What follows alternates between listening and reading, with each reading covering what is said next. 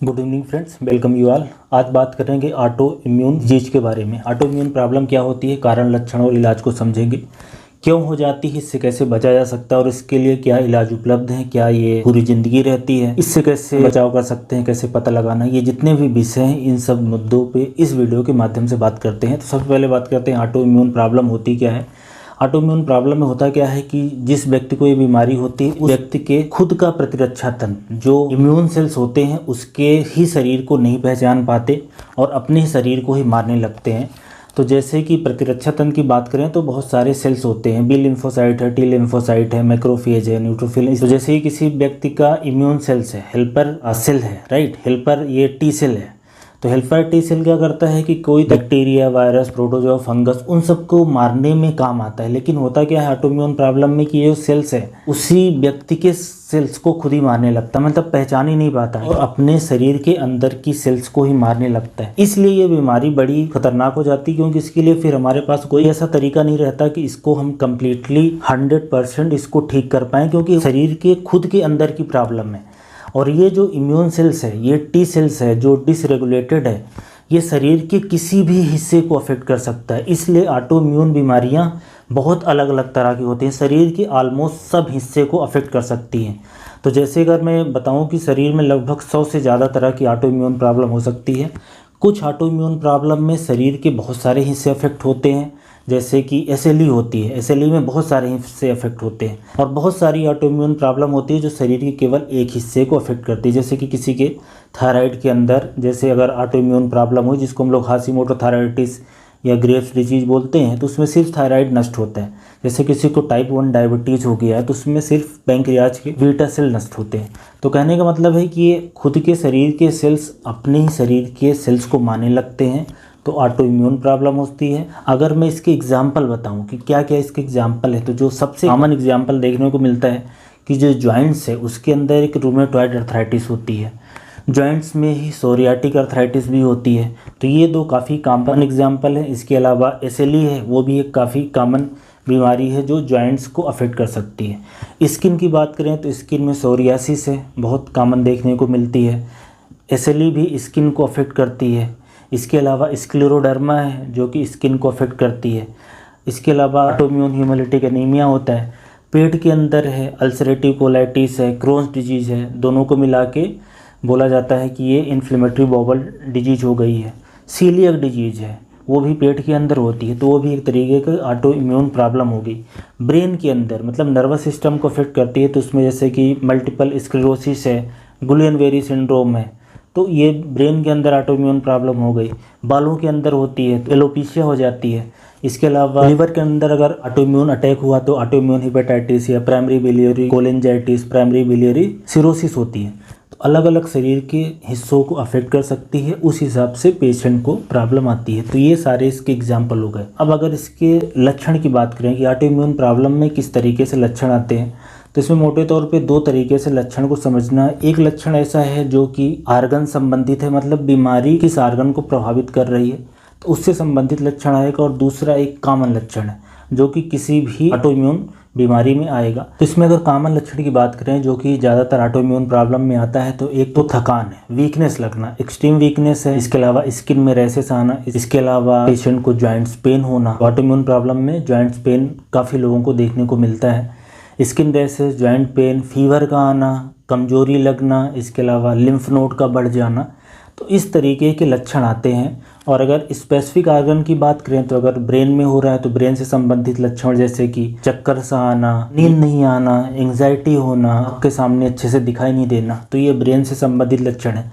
किसी के अगर थायराइड में ऑटोइम्यून प्रॉब्लम है तो थायराइड हार्मोन कम हो जाने से हाइपोथायराइडिज्म की प्रॉब्लम होगी। किसी के अगर पैंक्रियाज में ऑटोइम्यून हुआ तो टाइप 1 डायबिटीज़ होगा, मतलब डायबिटीज़ हो जाएगा उनको। ऐसे अगर एड्रिनल ग्लैंड्स का अगर ऑटोइम्यून प्रॉब्लम है तो एडिसन डिजीज होती है जिसमें कार्टिसोल का लेवल कम हो जाता है।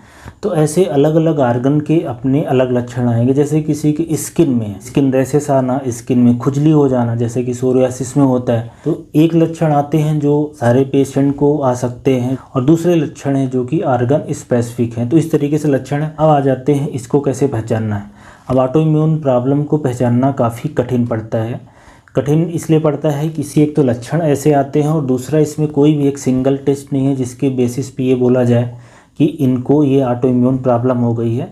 कहने का मतलब है कि ऑटो इम्यून प्रॉब्लम के लिए लक्षण देखना है और साथ में ब्लड टेस्ट है। अब ब्लड टेस्ट कई सारे करवाने की ज़रूरत पड़ सकती है। कुछ टेस्ट हैं जो स्पेसिफिक कोई बीमारी के लिए हो सकता है कि किस आर्गन में हुई है, और कुछ टेस्ट ऐसे होते हैं जो कई तरह की जो ऑटो इम्यून प्रॉब्लम है उसमें देखने को मिलते हैं। और ब्लड टेस्ट के अलावा एक बायोप्सी का टेस्ट है। इसी की बात करें तो जैसे एसएलई होते हैं, एसएलई में या सोरियासिस में स्किन से बायोप्सी ले ली तो उससे ये पता चल जाएगा कि ऑटो इम्यून प्रॉब्लम ये एसएलई हो गई है इनको या सोरियासिस हो गया है। इसके अलावा अगर ब्लड टेस्ट की बात करें तो काफ़ी तरह के टेस्ट होते हैं, जैसे कि एक एएनए टेस्ट होता है, एंटी न्यूक्लियर एंटीबॉडी टेस्ट होता है, एक होता है ANCA test, anti neutrophil cytoplasmic antibody test होता है। इसके अलावा एक और इम्पॉर्टेंट टेस्ट है जो सीलियक डिजीज में कराया जाता है, बोलते हैं एंटी टिश्यू ट्रांसग्लूटामिनेज टेस्ट है, तो वो सीलियक डिजीज में देखने को मिलता है। जैसे किसी को रूमेटॉइड आर्थराइटिस है तो उसमें आरए फैक्टर देखा जाता है। इसके अलावा एक एंटी सीसीपी टेस्ट होता है। एडिसन डिजीज देखना है तो उसमें कार्टिसोल का लेवल देखना है,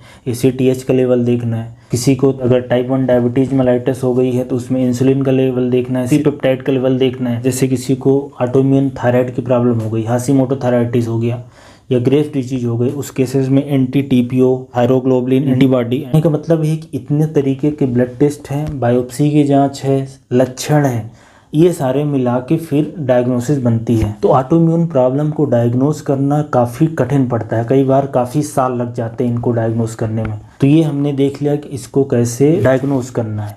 अब आ जाते हैं कि इसका कैसे इलाज करना है। इलाज में जैसे कि शुरू में बात हुई थी कि खुद के शरीर के सेल्स ही खुद के शरीर के सेल्स को मारने लगते हैं। इसका मतलब है कि इम्यून सिस्टम ज़्यादा ओवर रेगुलेटेड है, तो इस इम्यून सेल्स को ही सप्रेस करना है, कम करना है, यही बेसिकली ट्रीटमेंट रहता है। इसलिए जितने तरह के मैंने ऑटो इम्यून बीमारियां बताई उसमें एक ही ट्रीटमेंट जो कॉमन है, जो रिकमेंडेड रहता है, वो है स्टेरॉइड। अलग अलग तरह की स्टेरॉइड है जो कि खाने के लिए भी हो सकती है, स्किन में है तो लगाने के लिए हो सकती है। तो ज़्यादातर बीमारियों में स्टेरॉइड दिया जाता है। ऑटो इम्यून प्रॉब्लम में एक चीज़ आपको समझना है कि ये बीमारी का क्योर नहीं है, सिम्टोमेटिक इलाज है। जो कई बार ऐसा होता है बहुत सारी बीमारियों के साथ ही कुछ दिन तक ये लक्षण रहता है, ये दवाइयों से सबसाइड हो जाता है, फिर काफ़ी साल तक नहीं आता, 4-6 साल नहीं आया, उसके बाद फिर दोबारा से आ गया। या कई बार ऐसा होता है कि बीमारी ठीक हो गई फिर कभी नहीं हुई। तो ये बीमारी आती जाती रहती है, कुछ केसेस में आ गई तो कभी नहीं गई, कुछ केसेस में आई चली गई फिर दोबारा से आ गई, तो ऐसा चलता रहता है। बहरहाल जो इलाज है, इलाज के नाम पे स्टेरॉइड देना है, जो कि इस जो टी सेल्स है जो डिसरेगुलेटेड है, जो पहचान नहीं पा रहा है, उसके नंबर को कम कर देना। तो स्टेरॉइड देना है जो कि एक इम्पॉर्टेंट है, सारी तरह की उसमें दिया जाता है ऑटो इम्यून प्रॉब्लम में। और इसके अलावा कुछ इम्यूनो सप्रेसेंट दवाइयाँ हैं जो कि ट्रांसप्लांट रिजेक्शन रोकने के लिए दी जाती है, जैसे कि लीवर का ट्रांसप्लांट है, किडनी का ट्रांसप्लांट है, बोन मैरो का ट्रांसप्लांट है। तो उसमें 2 दवाइयाँ हैं, एक तो है एजाथियोप्रिन है जो कि एजोरॉन नाम से आती है, उसकी टैबलेट है, और एक माइकोफिनोलेट मोफिटिल है, ये इसके टैबलेट्स आती है। इसके अलावा टेक्रोलेमस है, उसकी भी कैप्सूल आती है। तो ये इम्यूनो सप्रेसेंट मेडिसिन ये तब दी जाती है जब किसी की बीमारी बहुत सीवियर हो। नॉर्मल केसेस में सिर्फ स्टेरॉइड तक दी जाती है, इसकी ज़रूरत नहीं पड़ती इम्यूनो सप्रेसेंट मेडिसिन की। लेकिन अगर किसी को बहुत ज़्यादा सोरियासिस है या बहुत ज़्यादा रूमेटॉइड आर्थराइटिस है या कोई भी प्रॉब्लम जो काफ़ी सीवियर है, उस केसेस में ये इम्यूनो सप्रेसेंट मेडिसिन चलती है। और इसकी क्रीम भी आती है, टेक्रोलाइमस की क्रीम भी आती है। इसके अलावा एक और दवाई है हाइड्रोक्सीक्लोरोक्वीन। हाइड्रोक्सीक्लोरोक्वीन भी रूमेटॉइड आर्थराइटिस के पेशेंट है उनमें काफ़ी रिकमेंड करी जाती है। दूसरे भी ऑटो इम्यून जो प्रॉब्लम है उसमें रिकमेंड करी जाती है। तो मेन दवाई यही है कि सेल्स को सप्रेस कर देना है, सेल्स के नंबर को रिड्यूस कर देना है। उसके लिए स्टेरॉइड है, हाइड्रोक्सीक्लोरोक्वीन है और ये इम्यूनो सप्रेसेंट मेडिसिन है। इसके अलावा जो दवाइयाँ दी जाती हैं वो सारी दवाइयाँ आर्गन स्पेसिफिक होती है। जैसे अगर किसी को थायराइड के अंदर ऑटो इम्यून प्रॉब्लम है तो थायरॉक्सिन दे दिया जाएगा, थायराइड हार्मोन दिया जाएगा। किसी को अगर पैंक्रियाज में हो गया, टाइप 1 डायबिटीज़ हो गया, तो उस केसेस में उनको इंसुलिन चलेगी। तो इस तरीके से सप्लीमेंट दिया, जैसे किसी के अगर जॉइंट्स में हो गया है, रूमेटॉइड आर्थराइटिस है, तो बहुत सारे सप्लीमेंट दिए जाते हैं, जैसे कैल्शियम है, विटामिन डी है। इसके अलावा और भी डाइसिरीन करके कंपाउंड आता है, ग्लाइकोसामिन दिया जाता है। तो इस तरह के बहुत सारे मल्टीविटामिन, मिनरल्स, ये सारे इन तरह की बीमारियों में दिए जाते हैं। बुखार के लिए, दर्द के लिए पेन किलर, ये सब देना काफ़ी कॉमन है। कहने का मतलब है कि सिम्टोमेटिक इलाज होता है, जिस आर्गन को अफेक्ट करी है, जिस तरीके के लक्षण आते हैं उस तरह के इलाज देना है। तो ये हैं दवाइयाँ। ये दवाइयों के अलावा भी कई तरह के ट्रीटमेंट ऑप्शन है, जैसे कि डाइट भी बड़ा इंपॉर्टेंट रोल अदा करती है ऑटो इम्यून प्रॉब्लम के लिए। इसलिए अगर किसी को ऑटो इम्यून प्रॉब्लम है तो उनके खाने का भी बड़ा इंपॉर्टेंट रोल है। रिसर्च में ऐसा देखा गया है कि ऑटो इम्यून प्रॉब्लम में अगर खाना बैलेंस हो, अच्छा हो, तो कई बार वो भी इफ़ेक्टिव होता है, कम से कम दवाइयाँ तो कम हो जाएंगी।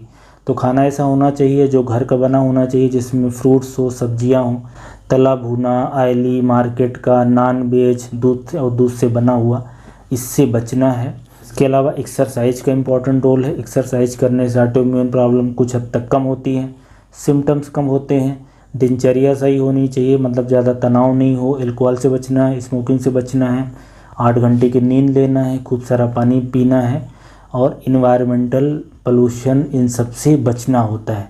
तो इन सब का भी अपना थोड़ा थोड़ा रोल है।